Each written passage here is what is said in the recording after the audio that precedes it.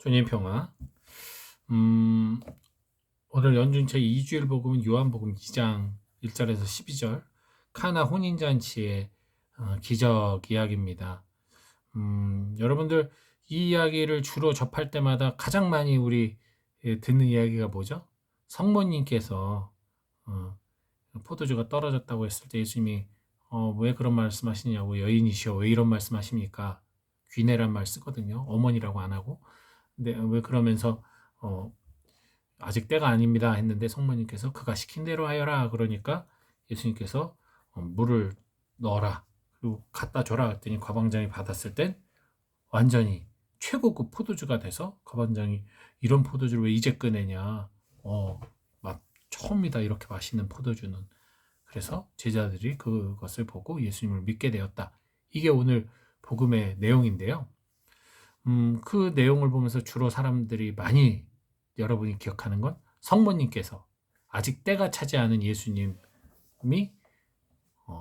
예수님을 믿고 기적을 행하도록 중개하셨다. 이 부분에 상당히 초점을 많이 맞춥니다. 그러니까 이 하느님의 뜻을 인간 성모님께서 실현하겠다. 그러니까 성모님께 기도 많이 하자. 근데 이거는 사실 성모님이라고 할 것도 없이 모든 이들이 그렇게 기도하고 청하면 주님께서는 언제나 들어주셨어요. 복음 곳곳에도 예수님이 의도하지 않은 상황에서도 기적을 하셨어요. 어떤 여인이 옷자락을 잡았을 때도 기적이 일어났고요. 또 예수님이 그냥 가시다가도 사람들이 불쌍하면 기적을 베풀려고 하는 게 아니었는데도 기적을 많이 베푸셨어요. 그리고 예수님 많이 도망치셨죠. 아시다시피 기적을 베풀고 싶지 않아서 도망을 치셨는데 사람들이 쫓아다니면서 예수님께 기적을 요구했죠. 그죠?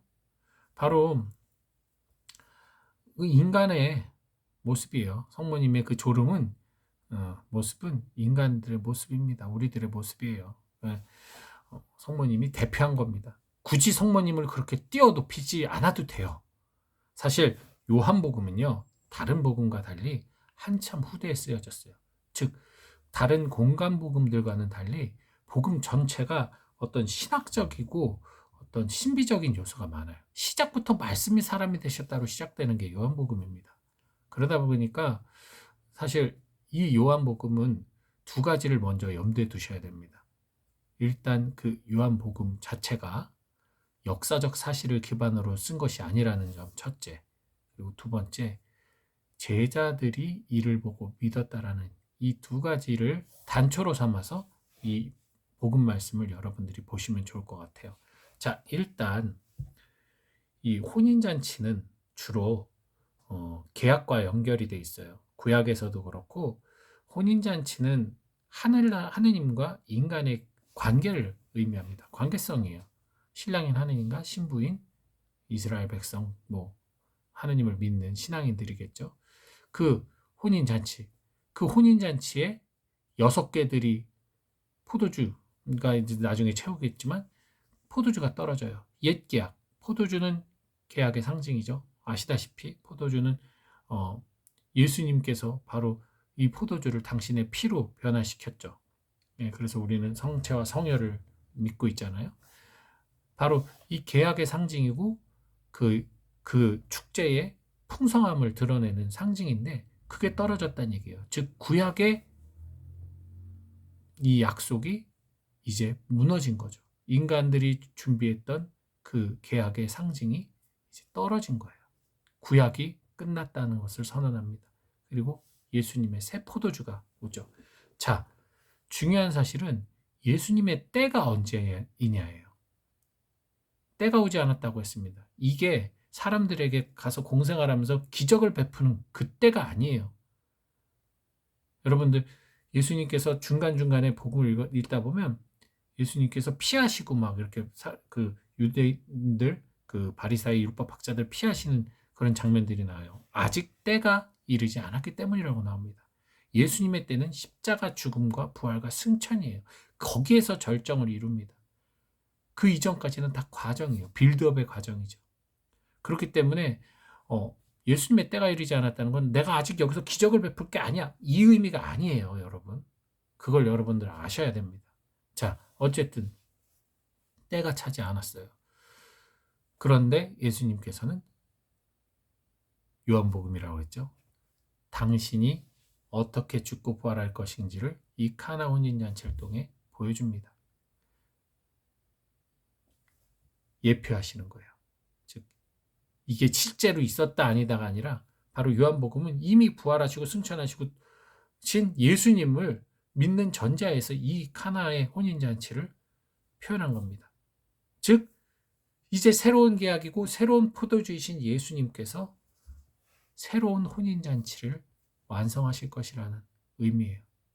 그걸 제자들이 믿게 됐다는 얘기입니다. 예.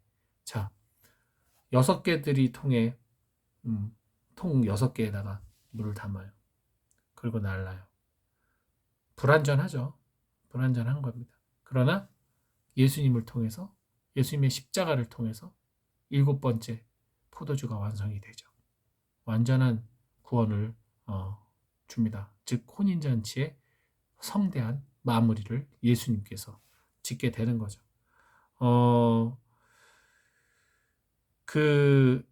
뭐라 그럴까? 포도주는 예수님의 마지막 순간에도 등장을 하죠. 신 포도주를 해면에 적셔서 예수님 입에 대자 예수님이 맛을 살짝 보시고 다 이루었다 하십니다. 예, 새 계약의 축제가 시작이 되는 거죠. 그래서 여러분 이 복음의 핵심은 그겁니다. 성모 마리아가 기적을 행하게 도와줬다. 이게 복음의 핵심이 아니에요. 요한복음의 모든 중심은 예수 그리스도를 향해 있습니다. 우리 성모님에 대한 신심 또한 예수 그리스도를 향해야만 해요. 여기서 자꾸만 인간이 전면에 드러나는 것이야말로 신성모독이고 우상숭배가 되는 거예요. 이런 것들이 개신교에게 공격을 당하는 겁니다. 여러분 분명히 알아두세요. 여기선 성모님이 중심이 아닙니다. 분명한 사실은 말 그대로 예수님께서 당신의 살과 피, 무엇보다도 이 피는 어때요? 창으로 심장을 찔렀을 때 물과 섞여 있는 피였어요. 오늘 복음 말씀처럼 물이 포도주로 변하는 이 새로운 계약의 포도주이신 예수님께서 이 축제, 하나님과 인간의 사랑의 관계를 축복하시고 또 완성시키는 주체가 되신다라는 그 놀라운 사실을 제자들을 믿게 하시고 또 이후에 우리들을 믿게 하는 그런 중요한 의미를 담고 있습니다. 신학적으로. 그래서 이것뿐만 아니라 예수님의 그런 뭐라고 그럴까요? 이 메시아성의 그 절대성은 뭐 최후의 만찬에서도 드러나는 거고요. 이 새로운 계약에 대한 그 예표는 그러니까 여러분 이 복음 말씀을 통해서 우리가 해야 될 것이 무엇인가 여기에 여러분 중점을 둬야 돼요. 이게 마리아를 중요시 여긴다 아니다. 지금 신부님 말씀을 들어보니 그냥 이거 예수님의 그 구원 사업을 의미한 드러내기 위한 예표다. 여기에 여러분이 머물게 되면 결국 말싸움으로 끝나는 거예요. 결혼을 하지도 못하는 사람이 사랑은 이런 거야, 사랑은 저런 거야, 결혼해서 이렇게 사는 게 맞는 거야. 그런데 결혼을 안 해. 무슨 의미가 있겠습니까? 결혼을 안 하면서 결혼하면 이렇게 아내에게 잘해주고 자식에게 잘해줘야지. 근데 결혼을 안 해. 그리고 결혼을 했는데 나는 자식을 낳으면 내가 이것도 해주고 저것도 해줘야지. 그러는데 자식을 안 낳아. 일부러. 그럼 무슨 의미가 있어요? 머리만 똑똑한들 그건 아무 가치도 의미도 없는 거죠. 자, 오늘 복음에서 우리가 듣고 믿고 깨닫고 실천해야 될 바를 여러분들 각자가 생각해 보시면 좋겠습니다. 저 같은 경우는 2가지 성모님처럼 때를 쓰는 우리의 모습, 때가 차지 않아도 많은 이들이 예수님께 다가가서 지난 이 한 주간의 복음 보면 다 그렇잖아요. 당시에 율법을 깨고 나병 환자가 예수님한테 다가가고, 그죠?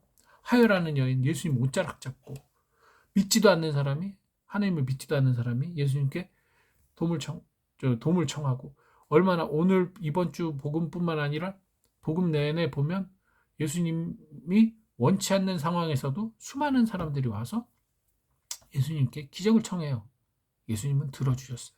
그만큼 매달리는 이들에게 당신은 당신의 뜻과는 무관하게 사랑을 베푸신다는 거 하나. 그리고 두 번째, 우리들이 살아가야 될 점, 바로 전달자예요. 이 물이 포도주로 변하는 그 과정 안에 그 하인들이 있었어요.